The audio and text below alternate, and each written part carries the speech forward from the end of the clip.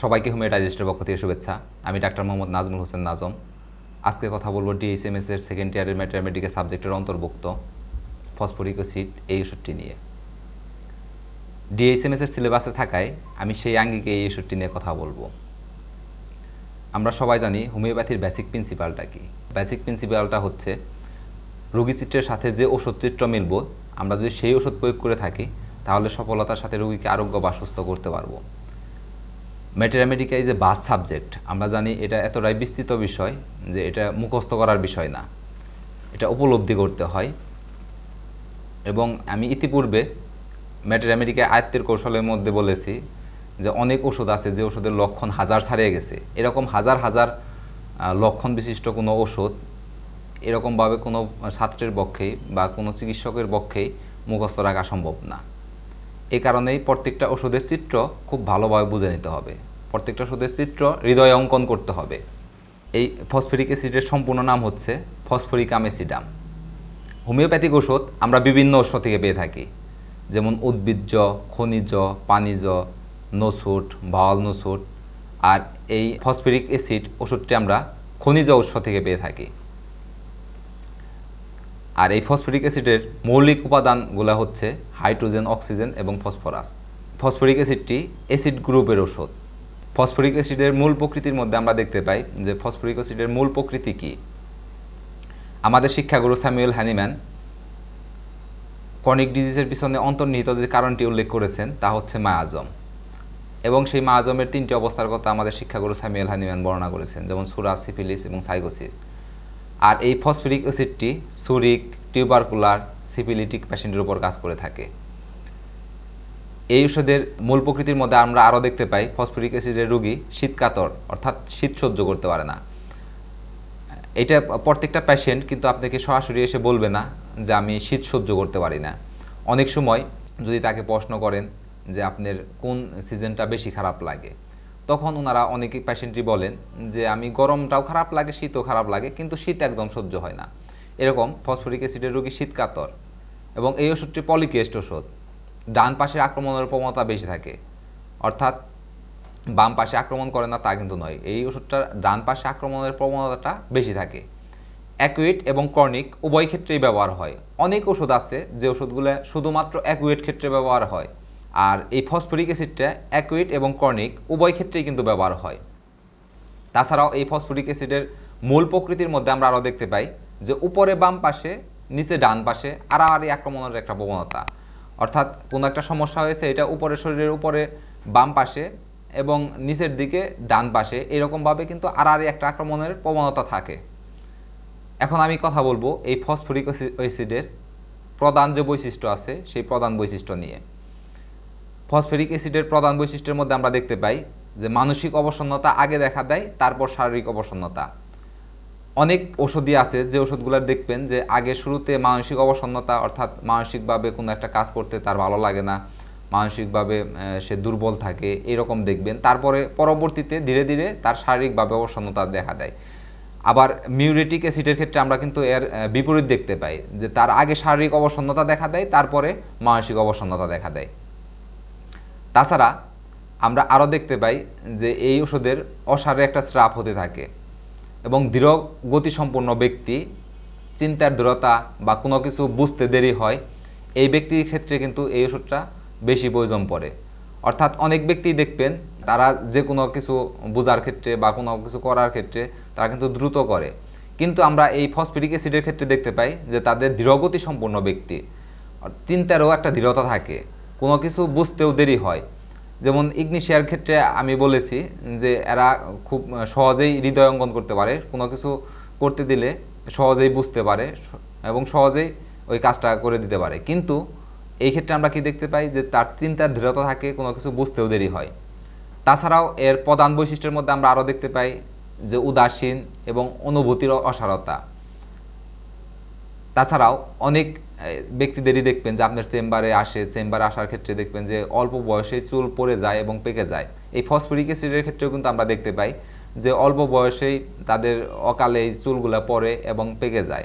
তাছাড়াও ভাইটাল ফ্রুটসের ক্ষয়জনিত কারণে এরা কিন্তু নিস্তেজ হয়ে পড়ে, তাদের ক্ষেত্রেও কিন্তু এই ফসফরিক অ্যাসিডটা খুব বেশি প্রয়োজন পড়ে। কিন্তু আবার এর ব্যতিক্রম হচ্ছে যে এই যে এদের ডিসচার্জের ক্ষেত্রে আবার কিন্তু আপনারা দেখতে পাবেন যে ডায়রিয়া, সেই ডায়রিয়ার ক্ষেত্রে প্রচুর পরিমাণ ডায়রিয়া হওয়া সত্ত্বেও কিন্তু এরা দুর্বল হয় না। অর্থাৎ এটা কিন্তু খুব গুরুত্বপূর্ণ লক্ষণ ফসফরিক অ্যাসিডের। সাধারণত আমরা কি দেখতে পাই যে ডায়রিয়ার ক্ষেত্রে সব পেশেন্টেরই একটা দুর্বলতা দেখা দেয়, কিন্তু আর এই ফসফরিক অ্যাসিডের ক্ষেত্রে এদের যে ডায়রিয়া হয়, ডায়রিয়ার পরও এরা দুর্বল হয় না। এখন আমি কথা বলবো এই ফসফরিক অ্যাসিডের মন বা মানসিক অবস্থা নিয়ে। মন বা মানসিক অবস্থার মধ্যে আমরা দেখতে পাবো ফসফরিক অ্যাসিডের রোগীরা দুঃখ বা কোনো একটা গ্রিপ থেকে যে বিভিন্ন ধরনের রোগের উৎপত্তি ঘটে, তাছাড়াও এরা নীরবে এই দুঃখগুলো ভোগ করতে থাকে। অনেকেই দেখবেন যে কোনো দুঃখ পেলে এটা কিন্তু প্রকাশ করে, অনেকে দেখবেন যে এই দুঃখগুলো প্রকাশ করে না, নীরবে এই দুঃখগুলো ভোগ করতে থাকে। এই ফসফরিক অ্যাসিডের মানসিক অবস্থার মধ্যেও দেখতে পাবেন যে এদের যে দুঃখগুলো আছে, গ্রিপগুলো আছে, সেই গ্রিপগুলো নীরবে ভোগ করতে থাকে। তাছাড়াও এদের দেখা যায় যে একটা উদাসীনতার দিকে নিয়ে যায়, অর্থাৎ আবেগ এক প্রকার নিষ্ক্রিয়তার সাথে উদাসীনতা থাকে এবং এরা একা থাকতে চায়। অনেক সময় দেখতে পাবেন যে দেয়ালের দিকে মুখ করে ঘুমায়। তাছাড়াও ফসফরিক অ্যাসিডের মানসিক অবস্থার মধ্যে আরও দেখতে পাই যে জীবনের প্রতি এদের নিরুৎসাহী, অনীহা এবং উদাসীন। যে সকল বস্তু পূর্বে চিত্তাকর্ষণ ছিল কোনো একটা দুঃখ বা গ্রিপ থেকে, তার প্রতি এখন অনীহা, অর্থাৎ কোনো একটা বিষয় বা কোনো একটা কাজ সে পূর্বে খুব তার ভালো লাগতো, খুব বেশি পছন্দ করত, কিন্তু কোনো একটা কারণে কোনো একটা দুঃখ পাওয়ার পরে বা কোনো একটা গ্রিপ থেকে তাদের এই কাজের ব্যাপারে বা ওই চিত্তাকর্ষণ যে বিষয়টা ছিল এটার কিন্তু প্রতি অনীহাও দেখা দেয়। এটাও কিন্তু আমরা ফসফরিক অ্যাসিডের মানসিক অবস্থার মধ্যে দেখতে পাই। তাছাড়াও মানসিক অসুস্থ হয়ে পড়ে বিশেষ করে আবেগের ক্ষেত্রটিতে এবং মানসিক অবসাদও দেখা দেয়। এদের যে আবেগের যে ক্ষেত্রটা থাকে সেই আবেগের ক্ষেত্রে কিন্তু এরা, অনেকেই আছে যে আবেগ আপ্লুত হয় সহজেই, কিন্তু এদের ক্ষেত্রে এই আবেগের ক্ষেত্রটিতে এরা অসুস্থ হয়ে পড়ে। তাছাড়াও দেখতে পাই যে আবেগের সময় হিমাঙ্গ অবস্থা বা যে কোনো প্রকারের উদ্দীপনার নিষ্ক্রিয়, অর্থাৎ কোনো একটা সময় যে কোনো কারণে বশত তাদের যে একটা উদ্দীপনা দেখা দেব, সেই উদ্দীপনার কিন্তু নিষ্ক্রিয় ভাব দেখা যায়। এটা কিন্তু শুধু ফসফরিক অ্যাসিডের ক্ষেত্রে দেখা দেয় তা না, এটা হায়োসাইমাস এবং সিপিআর ক্ষেত্রেও কিন্তু এটা দেখা দেয়। তাছাড়াও ফসফরিক অ্যাসিডের ক্ষেত্রে আমরা আরও দেখতে পাই এদের মানসিক অবস্থার মধ্যে এরা ধীরে ধীরে উত্তর দেয়। ধীরগতি সম্পন্ন ব্যক্তি, চিন্তার দৃঢ়তা, কোনো কিছু বুঝতে দেরি হয়, চিন্তাগুলো ঠিকঠাকভাবে প্রকাশ করতে পারে না এবং উপযুক্ত শব্দের সন্ধান করতে থাকে। অনেক ব্যক্তি দেখবেন যে তাদের কোনো একটা সমস্যা বা কোনো একটা কিছু যে তারা প্রকৃত শব্দ দিয়ে উপস্থাপন করবে, এই উপস্থাপন করতে পারে না। তাদের এই উপস্থাপন করার জন্য উপযুক্ত যে শব্দগুলো আছে সেই শব্দের সন্ধান করতে হয়। এটাও কিন্তু ফসফরিক অ্যাসিডের ক্ষেত্রে আমরা দেখতে পাই। অনেক ওষুধের ক্ষেত্রে দেখতে পারবেন যে তাদের যে এই চিন্তার দ্রুত থাকে, অর্থাৎ তাদের চিন্তা শক্তির ক্ষমতা খুব দ্রুত থাকে এবং কোনো কিছু সহজেই বুঝতে পারে, কোনো একটা কাজ দিলে সেই কাজগুলো দ্রুত করে দিতে পারে।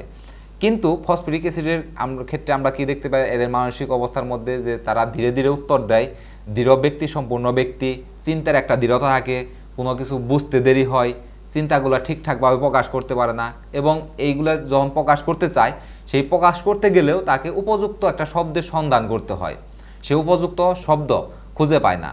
তাছাড়াও ফসফরিক অ্যাসিডের ক্ষেত্রে আমরা দেখতে পাই যে ভুলে যাওয়ার প্রবণতা, স্মৃতিশক্তির দুর্বলতা, বিশেষ করে কথা বলতে গেলে সে খায় হেরিয়ে ফেলে। অনেকেই দেখবেন যে চেম্বারে এসেও দেখতে পাবেন যে অনেকে তার যে সমস্যাগুলো সেই সমস্যাগুলো বর্ণনা করতেছেন, সেই বর্ণনা করার সময় দেখতে পাবেন যে যে কথাগুলো বলতেছে সেই কথার যে খেই আছে সেই খেইটা হারিয়ে ফেলে।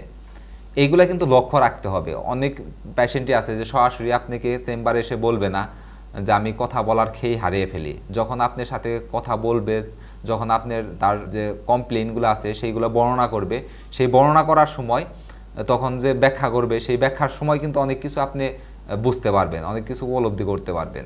তাছাড়াও অনেকেই কিন্তু বলে থাকে যে স্মৃতিশক্তির দুর্বলতা, যে আমার স্মৃতিশক্তির দুর্বলতা, এইগুলোও কিন্তু বোঝার জন্য তাকে জিজ্ঞেস করতে হবে, প্রশ্ন করতে হবে কী রকম দুর্বলতা। অনেকে আছে যে তার নিকট আত্মীয় কোনো ব্যক্তি বা পরিজনের নাম এইগুলা বলে যায়, তখন বুঝতে পারবেন যে না সত্যি স্মৃতিশক্তির একটা দুর্বলতা। অনেকে থাকে যে অনেক বিষয় নিয়ে ভাবে, অনেক বিষয় চিন্তা করে, সেই বিষয়ে মনে করে যে আরও বেশি আমার যদি মনে থাকতো তাহলে আরও ভালো হতো, কিন্তু অনেকটা ব্যাপারটা স্বাভাবিক থাকা সত্ত্বেও এইটা কিন্তু অনেকের দেখা গেছে যে বলে চেম্বারে এসে যে স্মৃতিশক্তির একটা দুর্বলতা দেখা দিয়েছে।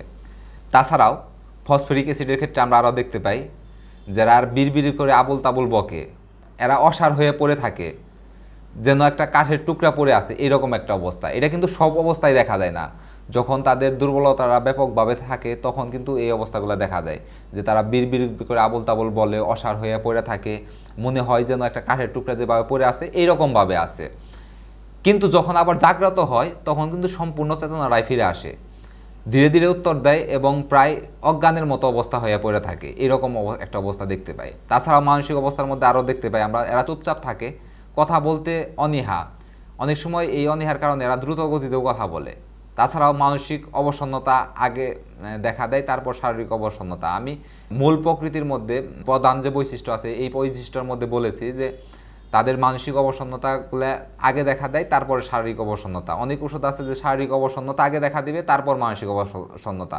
যেমন আমি মিউরিটিক অ্যাসিডের ব্যাপারে বলেছি, তাদের আগে শারীরিক অবসন্নতা দেখা দেয়, তারপরে মানসিক অবসন্নতা।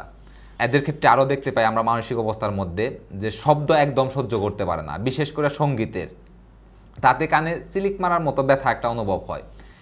অনেক ক্ষেত্রে আপনারা দেখতে পাবেন যে সে নিজে গান গায়, সেই গানও তার সহ্য হয় না।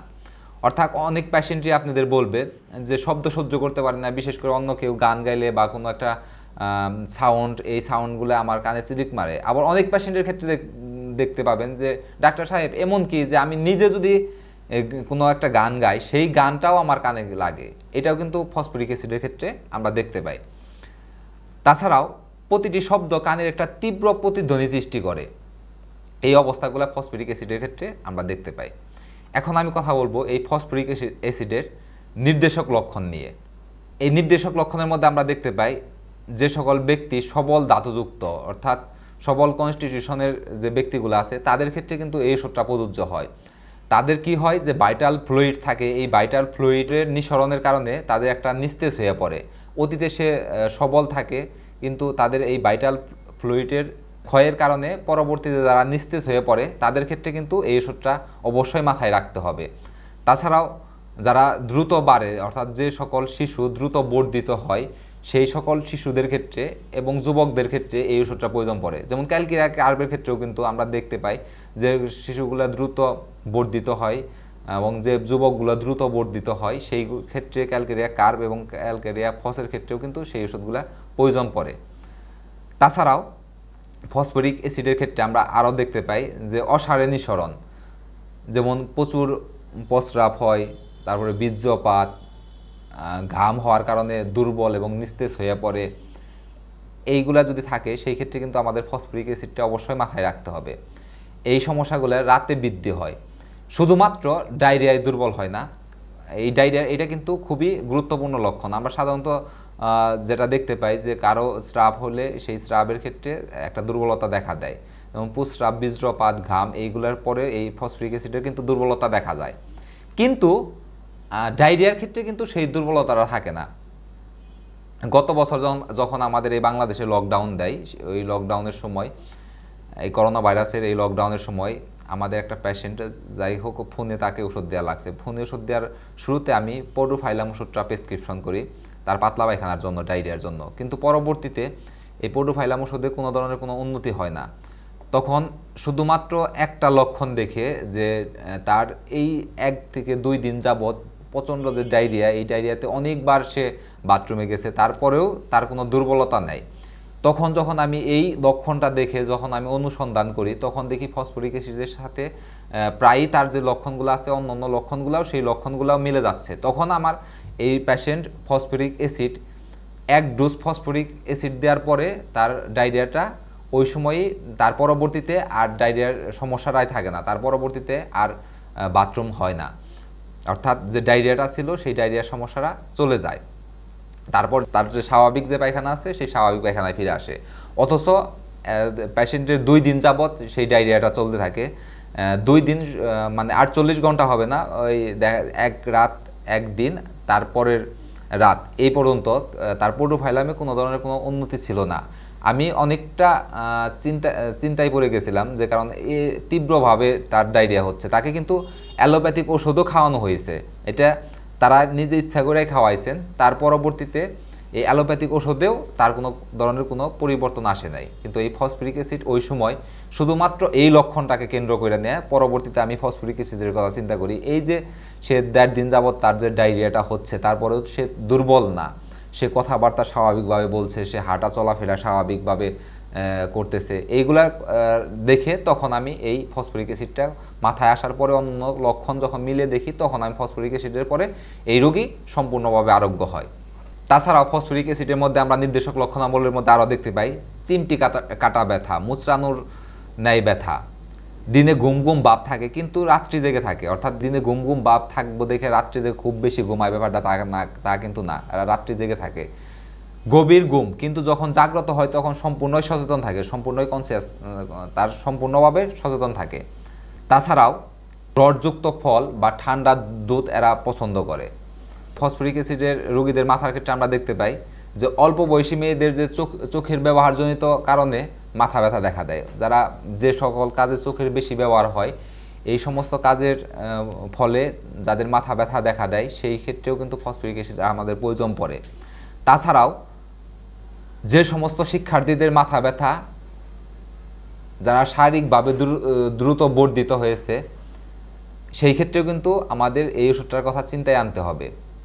অনেক দিনের দুঃখ বা অনেক দিনের গ্রিপ অথবা স্নায়ুর অবসন্নতা থেকেও মাথা ব্যথা, সেই ক্ষেত্রেও কিন্তু আমাদের ফসফরিক অ্যাসিডটা প্রয়োজন পড়ে। ফসফরিক অ্যাসিডের ক্ষেত্রে আরও দেখতে পাই আমরা মাথার পিছনে বা গাড়ে ব্যথা, মাথার চারদিকে যেন ভার চাপানো হয়েছে বা দুমড়ে মুচড়ে যাচ্ছে, এরকমও কিন্তু অনুভূতি হয়। মাথায় জাকি লাগলে বেড়ে যায়, শব্দে, বিশেষ করে সঙ্গীতে বা সামান্য নড়াচড়ায় বা মানসিক চাপ বা শ্রমে বা কৈশন আফটারের পরে অ্যাগ্রাভেশন হয়। আবার যদি ওই অবস্থায় যদি শয় পেশেন্ট, তাহলে শুইলে কিন্তু এই মাথা ব্যথাটা আরাম হয়। এই শোয়ার ক্ষেত্রে মাথা ব্যথা আরাম হয়, এটা কিন্তু ব্রায়োনিয়া, জেলসিনিয়াম, সাইলেশিয়ার ক্ষেত্রেও দেখতে পাই আমরা। তাছাড়াও নির্দেশক লক্ষণাবলীর মধ্যে আমরা আরও দেখতে পাই যে এই ফসফরিক অ্যাসিডের চুল পড়ে যায়, মাথা, ব্রু বা যৌনাঙ্গের চুল, এইগুলা কিন্তু পড়ে যায়। এই চুলগুলা অকালে পেকে যায়, অর্থাৎ অনেক পেশেন্টেরই দেখবেন যে তাদের চুলগুলা অল্প বয়সেই পেকে যায়। সেই ক্ষেত্রে কিন্তু অবশ্যই ফসফরিক অ্যাসিড আপনাদের মাথায় রাখতে হবে। এটা কিন্তু শুধু ফসফরিক অ্যাসিডের ক্ষেত্রে না, এটা কিন্তু লাইকোপোডিয়াম এবং সিপিআর ক্ষেত্রেও অকালে তাদের চুল পেকে যায়। তাছাড়াও অনেক পেশেন্টের ক্ষেত্রে দেখবেন যে হচ্ছে কেন তারা বলবে যে ডাক্তার সাহেব আমি যে পাশে শুই সেই পাশে শুইলে সেই পাশে ব্যথা করে। অর্থাৎ ফসফরিক অ্যাসিডের ক্ষেত্রে আমরা দেখতে পাই পেশেন্ট যে পাশে শয় সেই পাশে তার ব্যথা করে, সন্ধ্যার দিকে দাঁড়ালে বা হাঁটলে এদের মাথা ঘোরায়, এটাও কিন্তু দেখতে পাই। তাছাড়াও ফসফরিক অ্যাসিডের চোখের দৃষ্টির একটা ঝাপসা থাকে, মনে হয় কুয়াশার ভিতর দিয়ে দেখছে। দেখবেন যে শীতের দিনে যখন কুয়াশা পড়ে, সেই কুয়াশার ভিতর দিয়ে দেখলে যে কোনো কিছু কিন্তু ঝাপসা লাগে। ঠিক ফসফরিক অ্যাসিডের চোখের ঝাপসাটা এইটা এইরকম মনে হয় যে কুয়াশার ভিতর দিয়ে সে দেখছে। তাছাড়াও চোখ বসে যাওয়া বা চোখের চারোদিকে কালো ছোপ পড়া, এইগুলোও কিন্তু আমরা ফসফরিক অ্যাসিডের ক্ষেত্রে দেখতে পাই। ফসফরিক অ্যাসিডের মুখের ক্ষেত্রে আমরা দেখতে পাই যে মুখটা ফ্যাকাশে, অসুস্থ মুখ, মনে হয় মুখে ডিমের শুকনো সাদা অংশ মেখে রাখা হয়েছে, এরকম একটা অবস্থা। অর্থাৎ ডিমের যে শুকনো সাদা অংশটা মুখে রেখা দিলে যে এরকম দেখা যায়, এরকম ফ্যাকাশে, অসুস্থ, এইরকম কিন্তু দেখা যায়। তাছাড়াও জিহ্বার মাঝখানে লাল রেখা, দাঁতে ময়লা জমে এবং মাড়িতে, ফোলা মাড়ির থেকে রক্ত বের হয়, এটাও কিন্তু আমরা ফসফরিক অ্যাসিডের ক্ষেত্রে দেখতে পাই। মুখের ড্রাইনেসের সাথে এদের পিপাসা থাকে। এখন আমি কথা বলবো এই ফসফরিক অ্যাসিডের নির্দেশক লক্ষণের মধ্যে যে ডায়রিয়ার যে অবস্থা, সেই ডায়রিয়ার অবস্থা নিয়ে। ডায়রিয়ার ক্ষেত্রে আমরা দেখতে পাই যে প্রচুর পরিমাণে এবং কোনো ব্যথা থাকে না, ব্যথাহীন, সাদা এবং ময়লাযুক্ত, পানিময় অথবা খাবারের দানাযুক্ত এদের এই মলটা দেখা যায়। এই মলে কিন্তু গন্ধ থাকে না, অর্থাৎ গন্ধহীন, ধরে রাখতে পারে না, কিন্তু দুর্বলতাও থাকে না। এই যে ধরে রাখতে পারে না, এটা কিন্তু কোনো পেশেন্ট তার পায়খানার ক্ষেত্রে বলে না যে আমি পায়খানাটা ধরে রাখতে পারছি না। অনেক ক্ষেত্রেই তারা বলে যে আমি ডাক্তারবাবু, ডাক্তার সাহেব, যখন আমার বাথরুম আসে তখন দৌড়িয়ে বাথরুমে যেতে হয়, তা না হলে কাপড় নষ্ট হয়, অর্থাৎ ইনভলান্টারি স্টুল। এই ইনভলান্টারি স্টুলের ক্ষেত্রেও কিন্তু আমাদের এই ফসফরিক অ্যাসিডটা অবশ্যই মাথায় রাখতে হবে। তাছাড়াও আমরা বাচ্চাদের ক্ষেত্রে দেখতে পাই আবার যে বাচ্চাদের যদি কোল পরিবর্তন করে, অর্থাৎ কোনো একটা বাচ্চা এক কোলে আছে, সে আরেক কোলে যাচ্ছে, এই কোলে পরিবর্তন করার সময় যে বায়ু হয় সেই বায়ুর সাথে কিন্তু পায়খানা হয়ে যায়, এটাও কিন্তু ফসফরিক অ্যাসিডের বাচ্চাদের ক্ষেত্রে দেখতে পাই। তাছাড়াও দীর্ঘকালীন ডায়রিয়া কিন্তু ব্যথা এবং অবসাদবিহীন থাকে, এবং গ্রীষ্মকালে এই সমস্যাটা এটা কিন্তু বেশি দেখা যায়, অর্থাৎ গ্রীষ্মকালে বৃদ্ধি পায়। তাছাড়াও আমরা আরও দেখতে পাই যে পুরুষদের ক্ষেত্রে এদের ঘন ঘন প্রভূত পরিমাণ বা দুর্বলকর বা যৌন উত্তেজক স্বপ্নযুগে স্বপ্নদোষও কিন্তু এদের দেখা যায়। অর্থাৎ স্বপ্নদোষ, এই স্বপ্নদোষের থেকে যারা দুর্বল হয়ে পড়ে সেই ক্ষেত্রে কিন্তু আমাদের এই ফসফরিক অ্যাসিডটা মাথায় রাখতে হবে। ফসফরিক অ্যাসিডের নির্দেশক লক্ষণের মধ্যে আমরা আরও দেখতে পাই নরম মলত্যাগের সময় এদের প্রস্টেটিক স্রাব নিঃসরণ হয় এবং এই সমস্যাটা রাত্রে বাড়ে। তাছাড়া ইম্পটেন্সি বা দ্রুত বীর্যপাত, প্রায় অতিরিক্ত এটা যৌনতার পরে এই সমস্যাগুলো কিন্তু বেশি দেখা যায়। তাছাড়াও কৈশোরের সহবাসের সময় হঠাৎ পেনিসের একটা দুর্বলতা বা শিথিলতাও কিন্তু দেখা যায় এই ফসফরিক অ্যাসিডের রোগীদের ক্ষেত্রে। তাছাড়াও ফসফরিক অ্যাসিডের প্রস্রাবের ক্ষেত্রে দেখতে পাই যে এদের প্রস্রাবটা দুধের মতো, প্রচুর পরিমাণ প্রস্রাবে ফসফেটের পরিমাণ বৃদ্ধি এবং প্রস্রাবে গ্লুকোজেরও বৃদ্ধি, এটাও কিন্তু দেখতে পাই। প্রস্রাবের শেষের দিকে তরল বা জমানো দুধের মতো প্রস্রাব নির্গত হয়। ঘুমানোর কিছুক্ষণ পর পরই বিছানায় প্রস্রাব, এটাও কিন্তু ফসফরিক অ্যাসিডের ক্ষেত্রে আমরা দেখতে পাই। তাছাড়াও আরও ফসফরিক অ্যাসিডের নির্দেশক লক্ষণাবলীর মধ্যে আমরা দেখতে পাই মেরুদণ্ডের হাড়ে সুরসুর করে, অর্থাৎ রাত্রে এই ব্যথাটা বেড়ে যায় এবং মনে হয় হাড় চেঁচে দেওয়া হচ্ছে, অর্থাৎ তার যে এই যে হাড়ের ব্যথাগুলো থাকে এই হাড়টা চেঁচে দেওয়া হলে যেরকম অনুভব হয় এইরকম কিন্তু ব্যথার অনুভবটা হয়। তাছাড়াও অনেক পেশেন্টদের দেখবেন যে যারা দ্রুত বর্ধনশীল, অর্থাৎ শিশুর থেকে দ্রুত বড় হইতে থাকে, দ্রুত বর্ধনশীল, সেই সমস্ত শিশুদের ক্ষেত্রে যদি পায়ে ব্যথা দেখা দেয় বা হাঁটার পরে পুরানো কোনো অবসাদের বৃদ্ধি হয় সেই ক্ষেত্রে কিন্তু আমাদের এই ফসফরিক অ্যাসিডটি প্রয়োজন পড়তে পারে। তাছাড়াও ফসফরিক অ্যাসিডের নির্দেশক লক্ষণাবলীর মধ্যে আমরা আরও দেখি যে বুকের মধ্যে দুর্বলতা অনুভব করে, কথা বলার সময়, কাশির সময়, দীর্ঘ সময় বসে থাকলে এইগুলা বেড়ে যায়, হাঁটাহাঁটি করলে এটা কিন্তু আবার আরাম হয়। তাছাড়াও দ্রুত বেড়ে ওঠা শিশুদের যদি বুক দরবর করে বা কোনো একটা সুখ, অর্থাৎ গ্রিপ থেকে বা হস্তমৈথুনের পর মাস্টারবেশনের পরে বুক দুর্বল করে, সেই ক্ষেত্রে কিন্তু আমাদের ফসফরিক অ্যাসিডটা প্রয়োজন পড়তে পারে। এদের ফসফরিক অ্যাসিডের ক্ষেত্রে এদের যে এক্সপেক্টেশন থাকে এটা কিন্তু সল্টি থাকে, অর্থাৎ তাদের যে গয়ারটা থাকে এটা নুনতা। তাছাড়াও নিম্ন তাপমাত্রার বা টাইফয়েডের মতো জ্বর, তার সাথে উদাসীনতা, আনকনসাসনেস, ব্যথাহীন বা নিম্ন তাপমাত্রার জ্বরের সাথে বুধ শক্তির দুর্বলতা, অচেতন অবস্থা, সেই ক্ষেত্রেও কিন্তু আমাদের এই ফসফরিক অ্যাসিডটি প্রয়োজন পড়ে। এখন আমি কথা বলবো এই ফসফরিক অ্যাসিডের উত্তেজক কারণ নিয়ে। ফসফরিক অ্যাসিডের উত্তেজক কারণের মধ্যে আমরা দেখতে পাই যে জৈব তরল পদার্থের ক্ষয়জনিত কারণে, অর্থাৎ ভাইটাল যে ফ্লুইডস থাকে এই ফ্লুইডের ক্ষয়জনিত কারণে বা অতিরিক্ত যৌন সঙ্গম বা হতাশার পর থেকে কোনো যদি তরুণ রোগ দেখা দেয় সেই ক্ষেত্রে কিন্তু আমাদের এই ওষুধটা প্রয়োজন পড়ে। অর্থাৎ উত্তেজক কারণের মধ্যে আমরা দেখতে পাই যে ভাইটাল ফ্লুইডের ক্ষয়জনিত কারণে বা অতিরিক্ত যৌন সঙ্গমের কারণে তাদের যদি কোনো ধরনের রোগ দেখা দেয় সেই ক্ষেত্রে কিন্তু আমাদের এই ওষুধটা প্রয়োজন পড়ে। তাছাড়াও আরও উত্তেজক কারণের মধ্যে আমরা দেখতে পাই যে কোনো ধরনের দুঃখ বা গ্রিপ থেকে যদি কোনো রোগের উৎপত্তি হয় সেই ক্ষেত্রে কিন্তু আমাদের এই ওষুধটা প্রয়োজন পড়ে।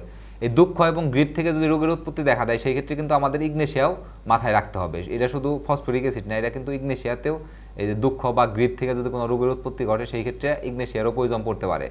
অর্থাৎ দুঃখ এবং গ্রিপ থেকে যদি কোনো ধরনের রোগ দেখা দেয় সেই ক্ষেত্রে যদি অন্য চিত্র যদি ইগনেশিয়ার মিলে তাহলে কিন্তু আমাদের ইগনেশিয়া প্রয়োগ করতে হবে।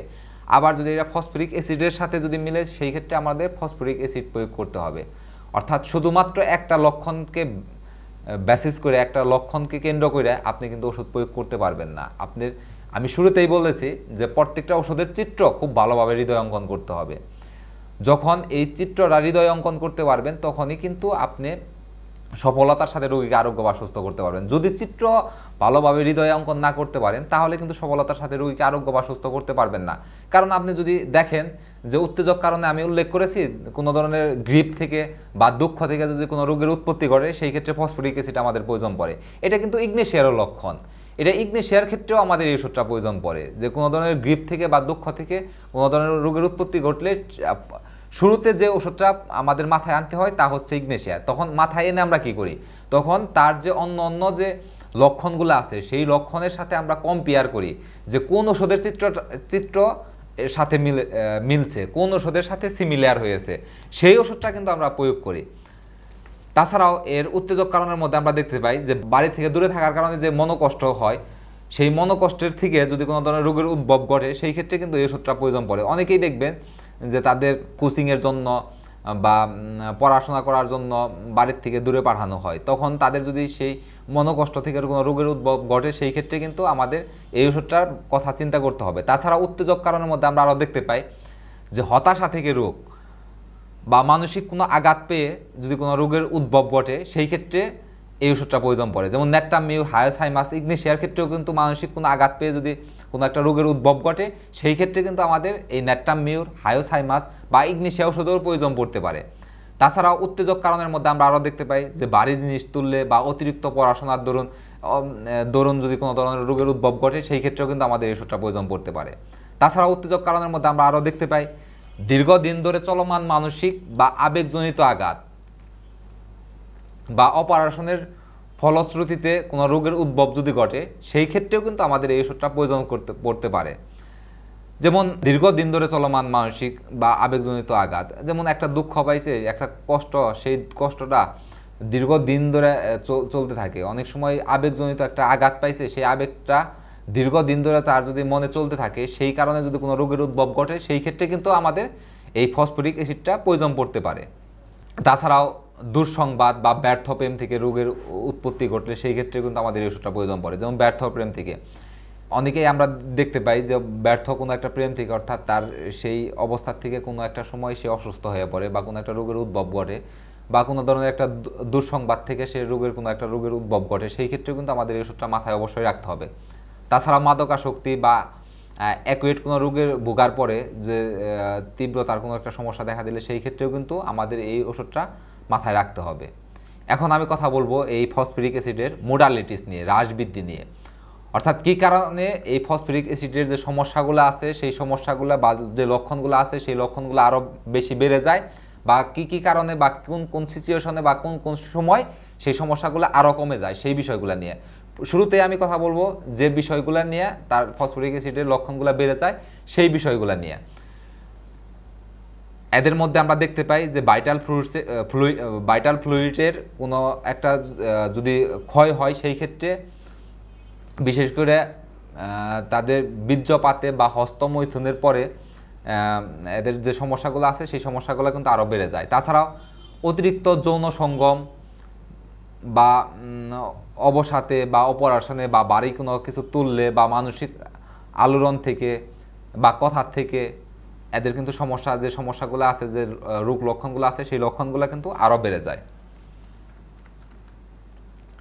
তাছাড়াও আবেগজনিত আলোড়নে বা কোনো গ্রিপ থেকে ঠান্ডা জড়ো বাতাসে, সঙ্গীতে, জ্বর হতে আরোগ্যের সময় তাদের যে সমস্যাগুলো আছে সেই সমস্যাগুলো কিন্তু বেড়ে যায়। অনেকেই দেখতে পারবেন যে জ্বর থেকে আরোগ্যের সময় কিন্তু তার সমস্যাগুলো বেড়ে যায় না, কিন্তু আমরা ফসফরিক অ্যাসিডের ক্ষেত্রে কি দেখতে পাই, যখন জ্বর থেকে সে ভালো হবে সেই আরোগ্যের সময় তার যে সমস্যাগুলো আছে সেই সমস্যাগুলো কিন্তু বেড়ে যায়। আর এদের কোন কোন সময় আরাম হয় এটা দেখতে পাই যে গরমে তাদের যে সমস্যাগুলো আছে সেই সমস্যাগুলো আরাম হয়। তাছাড়াও অল্প ঘুমের পর বা পায়খানা হলে মলত্যাগে তাদের যে সমস্যাগুলো আছে সেই সমস্যাগুলো আরও আরাম হয়। এখন আমি কথা বলবো এই ফসফরিক অ্যাসিডের কিনুর্স লক্ষণ নিয়ে। প্রত্যেকটা ওষুধেরই কিনুর্স লক্ষণ কিন্তু অবশ্যই খুবই গুরুত্বপূর্ণ, কারণ একটা গানের মধ্যে যেমন কিছু সুর আছে যে সুরগুলো প্রতিনিয়ত কিছুক্ষণ পর পরই চলে আসে, এইরকম কিন্তু কিনুর্স লক্ষণগুলো তাদের যে লক্ষণগুলো থাকে সেই লক্ষণগুলো সেই রোগীর মধ্যে দেখতে পারবেন যে সমস্ত জায়গায় কিছুক্ষণ পর পরই সেই সমস্যাগুলো দেখা যায়। অর্থাৎ যেমন ব্রায়োনিয়ার কিনুর্স লক্ষণ কি, মোশনে অ্যাগ্রাভেশন, অর্থাৎ তার যে ব্যথা বেদনা আছে, তার মাথা ব্যথা বা শরীরের ব্যথা, তার যে সমস্যাগুলো আছে সেই সমস্ত সমস্যাগুলাই কিন্তু এটা মোশনে অ্যাগ্রাভেশন হয়, অর্থাৎ নড়াচড়ায় বেড়ে যায়। আবার চুপচাপ থাকলে আরাম হয়, যেমন ব্রায়োনিয়ার কিনুর্স লক্ষণ হয়েছে মোশনে অ্যাগ্রাভেশন। আবার রাস্টক্সের ক্ষেত্রে আপনারা কি দেখতে পাবেন, কন্টিনিউয়াস মোশনে অ্যামোলারেশন, অর্থাৎ তার যে সমস্ত সমস্যাগুলো আছে, যেমন আপনার মাথা ব্যথায় বলেন, তার হচ্ছে পায়ের ব্যথায় বলেন, শরীরের অন্যান্য ব্যথা বেদনার কথাই বলেন, তার অন্যান্য অসুবিধার কথা বলেন, সেই ব্যথা বেদনাগুলো, তার সমস্যাগুলো কি হবে, কন্টিনিউয়াস মোশনে অ্যামোলারেশন হবে। এরকম ফসফরিক অ্যাসিডের যে কিনুস লক্ষণগুলো নিয়ে আমি কথা বলবো, এইগুলো কিন্তু প্রত্যেকটা ওষুধের মধ্যেই খুবই গুরুত্বপূর্ণ। এদের মধ্যে কিনুস লক্ষণের মধ্যে আমরা দেখতে পাই উদাসীনতা, অন্যমনস্ক। তাছাড়াও কিনুস লক্ষণের মধ্যে আমরা আরও দেখতে পাই যেমন ভাইটাল ফ্লুইডসের পদার্থের ক্ষয়জনিত কারণে এদের বিভিন্ন ধরনের সমস্যা দেখা দেয়। তাছাড়াও কিনুস লক্ষণের মধ্যে আমরা আরও দেখতে পাই অল্প ঘুমে আরাম হয়, সমস্ত রকমের স্রাব পরিমাণে প্রচুর এবং দুর্বলকর, অর্থাৎ তাদের যে সমস্ত স্রাব আছে সেই সমস্ত ধরনের স্রাবই এগুলো কিন্তু প্রচুর পরিমাণে হয়, এবং এই স্রাবগুলো প্রচুর পরিমাণে হওয়ার পরে রোগী কিন্তু দুর্বল হয়ে পড়ে। এটা কিন্তু কিনুস লক্ষণ, শুধুমাত্র ডায়রিয়া ব্যতীত। অর্থাৎ ডায়রিয়ার যে স্রাবটা হয়, ডায়রিয়ার ক্ষেত্রে এদের কিন্তু আবার দুর্বল হয়ে পড়ে না, এটা কিন্তু ব্যতিক্রমধর্মী। সমস্ত ক্ষেত্রে সমস্ত স্রাব থেকেই এদের প্রচুর পরিমাণ স্রাব নির্গত হয় এবং দুর্বল হয়, শুধুমাত্র ডায়রিয়ার ক্ষেত্রে তাদের এইটা দুর্বলতা হয় না। তাছাড়াও কিনুস লক্ষণের মধ্যে আমরা আরও দেখতে পাই যে মাথা ব্যথা, এটা মাথার চাঁদিতে পিষে ফেলার মতো বারবোধ, সঙ্গীতে নড়াচড়ায় বেড়ে যায়, এবং যদি রোগী শোয় সেই শোয়ার পরে আরাম হয়, বা দ্রুত বেড়ে ওঠা শিশুদের ক্ষেত্রে যদি মাথা ব্যথা হয় সেই ক্ষেত্রেও কিন্তু এই ফসফরিক অ্যাসিডটা আমাদের প্রয়োজন পড়ে। এটাও কিন্তু ফসফরিক অ্যাসিডের কিনুস লক্ষণ। এখন আমি কথা বলবো এই ফসফরিক অ্যাসিডের স্মরণযোগ্য কিছু লক্ষণাবলী নিয়ে, যে লক্ষণগুলো অবশ্যই আমাদের স্মরণ রাখতে হবে। আবেগে, দুঃখে, গ্রিপ বা ভাইটাল ফ্লুইডের ক্ষয়জনিত যে একটা দুর্বলতা দেখা দেয়, সেই ক্ষেত্রে কিন্তু এই ওষুধটা খুবই গুরুত্বপূর্ণ। তাছাড়াও স্মরণযোগ্য লক্ষণাবলীর মধ্যে আরও আছে অসারের স্রাব থেকে দুর্বলতা বা অবসন্নতা, শারীরিক দুর্বলতার পর সুগভীর মানসিক দুর্বলতা, সবল ধাতু ব্যক্তিদের জন্য প্রযোজ্য, যারা দীর্ঘদিন ধরে কোনো একটা সমস্যায় ভোগে বা জৈব তরল পদার্থের ক্ষয়ের দরুন বা বল ক্ষয়কারী কোনো তরুণ রোগে ভোগে, সেই ক্ষেত্রে অবসন্ন হয়ে পড়েছে, তাদের ক্ষেত্রে কিন্তু এই ওষুধটা অবশ্যই আমাদের মাথায় রাখতে হবে। এখন আমি কথা বলবো ক্লিনিক্যাল কন্ডিশন নিয়ে। ক্লিনিক্যাল কন্ডিশনের শুরুতে আমি বলে নিতে চাই, এই ওষুধটা অনেক ক্লিনিক্যাল কন্ডিশনেই ব্যবহার হতে পারে, কিন্তু ক্লিনিক্যাল কন্ডিশনের শুধু কোনো একটা ক্লিনিক্যাল কন্ডিশন ধরে ধরে কিন্তু ওষুধ প্রয়োগ করলে হবে না। যেমন আমি এখানে বললাম যে হোম সিকনেস, এই অবস্থাটা ধরে যদি আপনি এই ওষুধটা প্রয়োগ করেন তাহলে কিন্তু আপনি ব্যর্থ হবেন প্র্যাকটিস জীবনে। আপনাকে কি করতে হবে, শুরুতেই আমি বলেছি যে এই ওষুধের চিত্রর সাথে আপনি মিলাতে হবে। যখন আপনি এই ফসফরিক অ্যাসিডের চিত্র পাবেন কোনো একটা রোগীর ক্ষেত্রে, সেই ক্ষেত্রে যদি আপনি এই ক্লিনিক্যাল কন্ডিশনে যদি আপনি ওষুধটা প্রয়োগ করেন তাহলে কিন্তু রোগী আরোগ্য হবে। শুধু এই ক্লিনিক্যাল কন্ডিশন না, অন্য ক্লিনিক্যাল কন্ডিশনে যদি আপনি ফসফরিক অ্যাসিডের চিত্র পান, সেই চিত্রের সাথে আপনি ওষুধটা প্রয়োগ করতে হবে। ক্লিনিক্যাল কন্ডিশনের ক্ষেত্রে যেমন অ্যাজমার ক্ষেত্রে ওষুধটা প্রয়োগ হতে পারে, তাছাড়া বয়েলসের ক্ষেত্রে বা ব্রেইন ফ্যাগের ক্ষেত্রে, বঙ্কাইটিসের ক্ষেত্রে, ডায়াবেটিসের ক্ষেত্রে বা ডিপসনিয়ার ক্ষেত্রে, ফ্লাটুলেন্সের ক্ষেত্রে ক্লিনিক্যাল কন্ডিশনে ব্যবহার হয়। তাছাড়া হেয়ার ফলিংয়ের ক্ষেত্রে, হেডেকের ক্ষেত্রে, অর্থাৎ হেডেক অফ স্কুল চিলড্রেনের ক্ষেত্রে, হারপিসের ক্ষেত্রে, হিপ জয়েন্ট ডিজিজের ক্ষেত্রে, হোম সিকনেসের ক্ষেত্রে, ইম্পর্টেন্সের ক্ষেত্রে, জয়েন্টের ক্ষেত্রে। তাছাড়া আরও আপনার মাথায় রাখতে হবে যদি ঘাম খুব বেশি হয়, পার্সপিরেশন প্রফিউসের ক্লিনিক্যাল কন্ডিশনে এই ওষুধটা প্রয়োজন পড়তে পারে। তাছাড়াও রিউমাটিজম, সায়াটিকা, সেলফ অ্যাবুসের ক্ষেত্রে, স্পাইনাল ক্যারিজের ক্ষেত্রে, সিফিলিসের ক্ষেত্রে, ভার্টিগোর ক্ষেত্রে, ওয়ার্মসের কৃমির ক্ষেত্রে, এই ক্লিনিক্যাল কন্ডিশনে কিন্তু এই ওষুধটা প্রয়োজন পড়তে পারে। এই ওষুধের বিশেষ কিছু টিপ হচ্ছে যে ক্যান্সারের ব্যথা আরাম দিতে এই ওষুধটা কিন্তু ব্যবহার হয়। অর্থাৎ কোনো একটা রোগীর ক্যান্সারের তীব্র ব্যথায় ভুগছে, সেই ক্ষেত্রে কিন্তু এই ওষুধটা প্রয়োজন পড়তে পারে। তাছাড়াও আমরা বিশেষ টিপসের ক্ষেত্রে আরও দেখতে পাই, ডাক্তার টাইলার বলেছেন চর্মের নিচে ও নিষ্ক্রিয় রক্তক্ষরণে এই ফসফরিক অ্যাসিড একাধিকবার আরোগ্য করেছে, এটা প্রমাণিত হয়েছে। তাছাড়াও ডাক্তার রিচার্ড হিউজেস বলেছেন যে ডায়াবেটিস যেখানে স্নায়ুতন্ত্রকে আক্রান্ত করে শুরু হয়, সেখানে ফসফরিক অ্যাসিড চমৎকার কাজ করে। তাছাড়াও ইনফ্লুয়েঞ্জার পরে স্নায়বিক অবসন্নতার ক্ষেত্রেও কিন্তু এই ওষুধটা প্রয়োজন বলেছে। এরকমভাবে অনেকেই বিভিন্ন ধরনের টিপস দিয়েছেন। তাছাড়াও ডাক্তার হিউজেস জ্বরের পরে দুর্বলতা থেকে মাথার চুল পড়ে গেলে ফসফরিক অ্যাসিড সফলতার ক্রিয়া করে, এটাও কিন্তু উনি দেখেছেন এবং উনি বলেছেন এই টিপসের ক্ষেত্রে। এখন আমি কথা বলবো এই ফসফরিক অ্যাসিডের সম্পর্কযুক্ত ওষুধ নিয়ে। সম্পর্কযুক্ত ওষুধের মধ্যে আমরা দেখতে পাই যে এই ফসফরিক অ্যাসিডের সম্পূরক ওষুধ হচ্ছে চায়না ম্যাগনেসিয়া সালফার, এবং এই ওষুধের সাথে যে ওষুধগুলোর তুলনাযোগ্য, যে ওষুধগুলোর তুলনা করা হয় তা হচ্ছে aurum, gelsemium, ignatia, picric acid, muriatic acid, sepia, এই ওষুধগুলো তুলনাযোগ্য। টাইফয়েডের ক্ষেত্রে যে ওষুধগুলোর সাথে তুলনা করবেন তা হচ্ছে ফসফরাস, পালচেটিলা, সাইলেশিয়া এবং মিউরিক অ্যাসিড। তাছাড়াও অচেতন অবস্থায় বা পলাপের সাথে অনেক সময় ওষুধের সাথে তুলনা করতে হয়। তাছাড়াও এই সম্পর্কযুক্ত ওষুধের মধ্যে আমরা আরও দেখতে পাই যে একই সাথে ঘাম বা ডায়রিয়া ও দুর্বলতা থাকলে সিনকোনার আগে এবং পরে এই ওষুধটা কিন্তু খুব ভালো কাজ করে। তাছাড়াও খাবারের পরে যদি মূর্ছার ভাবের নাক্সবমের পর প্রয়োজন পড়ে, অর্থাৎ খাবারের পরে যদি মূর্ছার ভাব থাকে, সেই ক্ষেত্রে কিন্তু নাক্সবমের পরে এই ওষুধটা প্রয়োজন পড়ে। প্রিয় শিক্ষার্থীগণ, আজকের টিউটোরিয়াল থেকে আমি এখানেই বিদায় নিচ্ছি। বিদায় নেওয়ার পূর্বে আমি আরেকটু বলে দিতে চাই যে হচ্ছে আমি ইতিপূর্বে বারবার বলেছি যে materia medica is a vast subject which can not be memorised, it can only be understood. অর্থাৎ ম্যাটেরিয়া মেডিকা বিস্তৃত বিষয়, এটা মুখস্থের বিষয় না, এটা উপলব্ধির বিষয়।